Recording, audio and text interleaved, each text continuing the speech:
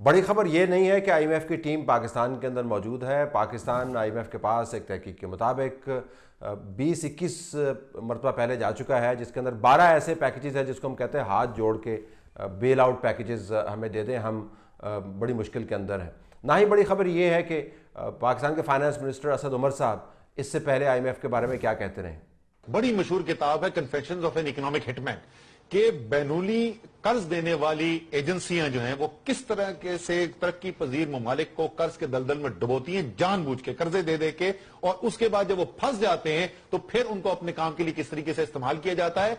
اصل خبر یہ ہے کہ پاکستان کی تاریخ میں پہلی مرتبہ آئی ایم ایف کے معاہدے سے پہلے ہی وہ تمام شرائط مان لی گئی ہیں جن شرائط کی وجہ سے آئی ایم ایف دنیا بھر کے اندر تنقید کا باعث بنتا ہے۔ ایسا پاکستان میں پہلے کبھی نہیں ہوا۔ معاہدے کے بعد عموماً شرائط سامنے آتی ہیں اور شرائط کے اوپر عمل درآمد شروع ہوتا ہے، جس کے اوپر پبلک ریئیکشن آتا ہے، لیکن جو باکمال حکومت نے کام کیا ہے، جس کو میں ایک بہترین معاشی شعبہ بازی کے زمرے میں رکھتا ہوں، اور یہ کامیاب شعبہ بازی ہے کیونکہ بہت سے لوگوں کا خیال ہے کہ ہم آئی ایم ایف کے ساتھ آنکھوں میں آنکھیں ڈال کر بات کر رہے ہیں، اور یہ پہلی مرتبہ ہوگا کہ آئی ایم ایف کو ہم ناکو چنے چبوائیں گے اور ان کے گھٹنے ٹکوائیں گے اور اپنا نقطہ نظر ان سے منوائیں گے۔ حالانکہ منطق اس کے بالکل مخالف سمت میں جاتی ہے کہ جن سے آپ نے پیسے لینے ہیں ان سے آپ اپنی بات کیسے منوا سکتے ہیں، لیکن کم از کم یہ مارکیٹ کے اندر یہ شعبہ بازی کامیاب رہی ہے۔ اب آئی ایم ایف ہم سے کیا مانگتا ہے؟ عمومی طور پر جو خبریں ابھی تک چھپ چکی ہیں کہ آئی ایم ایف کی شرائط کیا ہیں ہم سے، جس کو حکومت ڈینائی کرتی ہے، لہذا آپ نے کبھی نہیں سنا ہوگا کہ حکومت کے کسی بھی نمائندے کے منہ سے کہ آئی ایم ایف ہم سے کیا چاہتا ہے، لیکن ہم ایک لسٹ آپ کے سامنے رکھ دیتے ہیں کہ آئی ایم ایف ہم سے مانگ کیا رہا ہے۔ آئی ایم ایف سے پاکستان کے مطالبات میں جو بڑا مطالبہ ہے وہ یہ کہ ٹیکسوں کی شرح میں آپ نے اضافہ کرنا ہے، بجلی گیس کی قیمتوں میں اضافہ کرنا ہے، جس کے نتیجے میں روزمرہ کی اشیاء میں اضافہ ہوگا، لیکن آپ نے لوگوں کو انکریج کرنا ہے کہ وہ اپنا ایکسپینڈیچر کم کریں، جس کی وجہ سے آپ نے جو شرح سود ہے، بینکوں کے اندر پیسے رکھوانے کے اوپر جو سود ملتا ہے، اس کی شرح میں اضافہ کرنا ہے تاکہ لوگ پیسہ خرچنے کے بجائے بینکوں کے اندر پیسہ رکھیں۔ جو اصلاحات ہیں ٹیکس کلیکٹ کرنے کے اداروں کے اندر، وہ اصلاحات آپ نے کرنی ہے،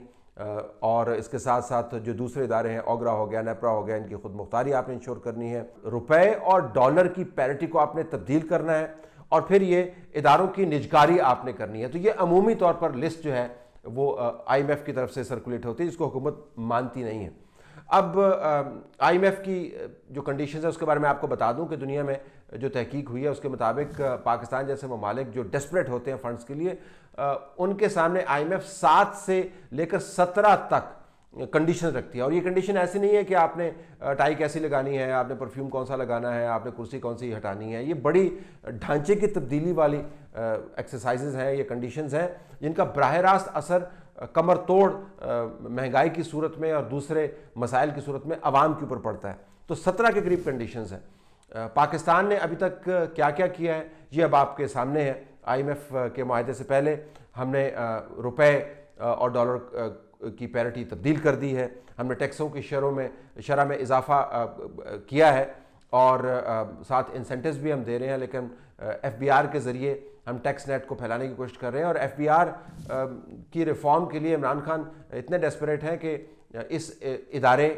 کو وہ بند کرنے کو تیار ہیں۔ اس کے ساتھ ساتھ ہم نے اداروں کی نجکاری، باوجود اس کے کہ پی ٹی آئی نے کہا تھا کہ ہم نے فیملی سیول نہیں بیچنا، لمبی چوڑی فہرست ہم نے تیار کر دی ہے۔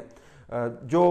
سپینڈنگ ہے، پبلک سپینڈنگ، اس کو ہم نے کنٹرول کیا ہے۔ ہم نے آئی ایم ایف کی کوئی ایسی کنڈیشن جو قرضہ دینے کے لیے وہ لگاتے ہیں وہ نہیں چھوڑی جو ہم نے مانی نہ ہو، لیکن بہترین شعبہ بازی یہ ہے کہ آپ کو یہ بتایا جائے گا کہ ہم مان نہیں رہے ہیں۔ اب جب معاہدہ ہوگا، اور اصل نقطہ میرا آج کا یہ ہے، اب جب معاہدہ ہوگا تو معاہدے کے اندر چونکہ وہ تمام کنڈیشنز پہلے سے ہی فلفل ہو جائیں گی، تو آپ کو بتایا جائے گا کہ یہ ہوتی ہے کامیابی، اس طرح نیگوشیٹ کیا جاتا ہے۔ اس کا جو برڈن عوام کے اوپر پڑے گا وہ آلریڈی آپ کے سامنے ہے۔ تو اسد عمر صاحب کی جو نیگوشیشنز کی اسٹریٹجی ہے آئی ایم ایف کے ساتھ، وہ بڑی واضح ہے۔ وہ آئی ایم ایف کو یہ بتا رہے ہیں کہ ہم نے عوام کی آلریڈی چیخیں نکال دی ہیں،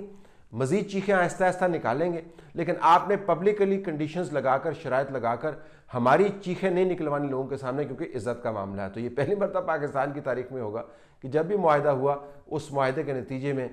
جو ڈاکومنٹ آپ کے سامنے آئے گا اس کے ساتھ کنڈیشنز آپ کو بڑی ہلکی لگیں گی، کیونکہ وہ بھاری کی بھاری کنڈیشنز حکومت معاہدے سے پہلے ہی مان چکی ہے۔ We have not waited for IMF to impose any sanctions on us or impose any conditions on us to do what we think is required for the economy. In the very first 100 days, we have increased gas prices, we've increased electricity prices, we put in a supplementary finance budget where we increased taxes.